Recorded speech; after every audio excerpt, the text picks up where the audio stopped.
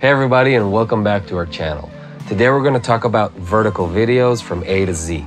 How to crop your videos, how to purposely shoot vertically, expert settings, and much more.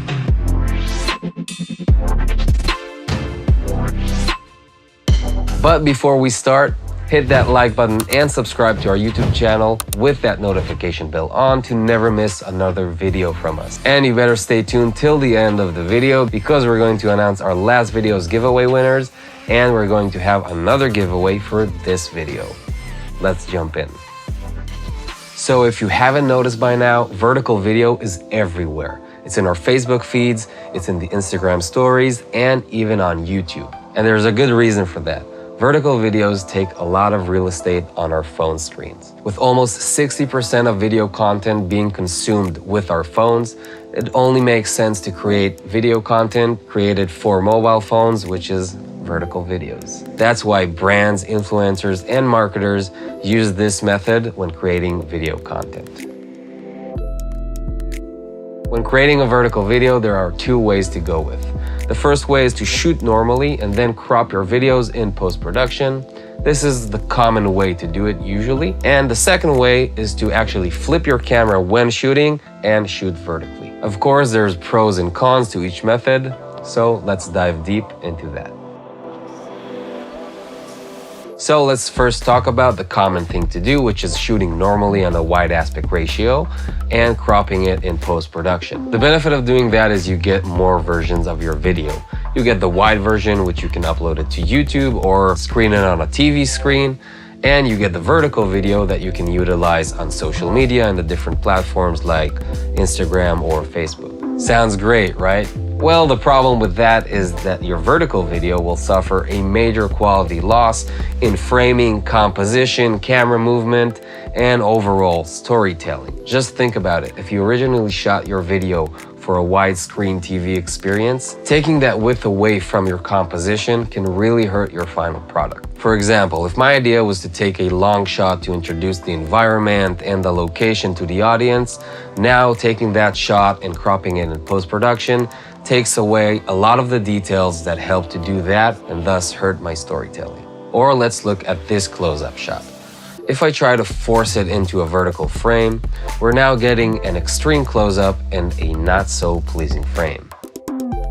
Now it is possible to take your wide videos and crop them successfully in post-production. All you need is a bit of a mind shift. You have to start thinking vertically at the very beginning of your video project. First, you need to figure out on which social media platform your video is going to be published. Then, according to that, you'll know which aspect ratio you'll need to take into consideration when shooting your video. For example, it could be 1:1 or 9:16. If you want to know all the details regarding the pixels for each aspect ratio, we have a dedicated blog article which is linked in the description below. The next thing you want to do is create guidelines on your monitor so you can actually see the vertical frame while shooting and take out all that guesswork. You can do this by turning on your guides in your camera if you have that option, or you can do it physically by cutting out a cardboard and putting it on your monitor, or taking two pieces of gaffer and sticking it on your display. Now you could focus on storytelling instead of focusing on whether or not this frame works for vertical. And here are some more useful tips while shooting your video and in post-production. Try to shoot everything wider than you usually do. Like we've said before, a close-up can turn out into an extreme close-up, and a long shot can lose a lot of details when cropping it. Shoot in the highest resolution possible for that extra flexibility in post-production. Try to avoid shaky footage and fast camera movements. These will be very enhanced on the vertical versions of your video, and you'll find it very difficult keeping your subject in the center of the frame. Get creative with split screens. These are very trendy these days and can really spice up your edit and make good use of a vertical format. Another common trick you can do is this. Simply duplicate your video, blur it out, and use it as a background layer to your scaled down video. This way, you get to keep more details, but you still utilize the vertical screen real estate. And our last pro tip. Use positioning keyframes to keep your subject in frame, or just use the new Premiere Pro Auto Reframe tool. Now you know everything you need to create a vertical version out of your already existing wide video. But what if you want to shoot the whole video vertically in camera? How would you go about doing that? And more importantly, why would you even want to? On one of our recent campaigns, we decided to shoot a video dedicated to Instagram stories and Facebook, therefore shooting it vertically in camera, which gave us the full control when deciding on framing, frame blocking, and composition.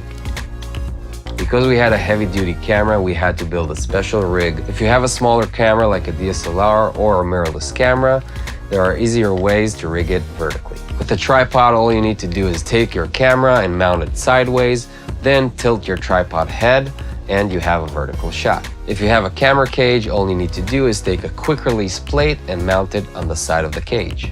Or just go handheld. You can figure it out with the gear you have at home. Here are some more tips when actually going out and shooting your vertical video.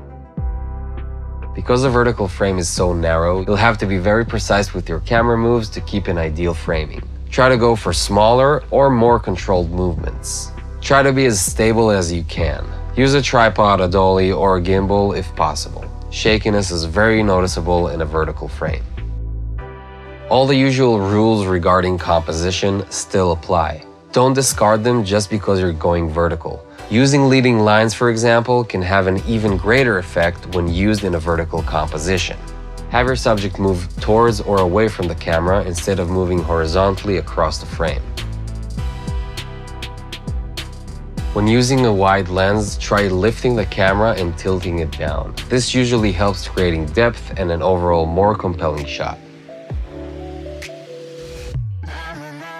So whether you like it or not, vertical video is here to stay. We hope this video inspired you, and now you can go out and film beautiful vertical videos and get all the benefits that comes with it. If you got any value from this video, please help us out with the YouTube algorithm and slap that like button and subscribe to our YouTube channel with that notification bell on to never miss another video from us. Now let's get to the giveaway we promised you at the beginning of the video. 4 lucky winners will win 4 Artless t-shirts. All you need to do to enter this giveaway is comment down below, what do you want us to talk about next? Here are the 4 lucky winners from our last giveaway.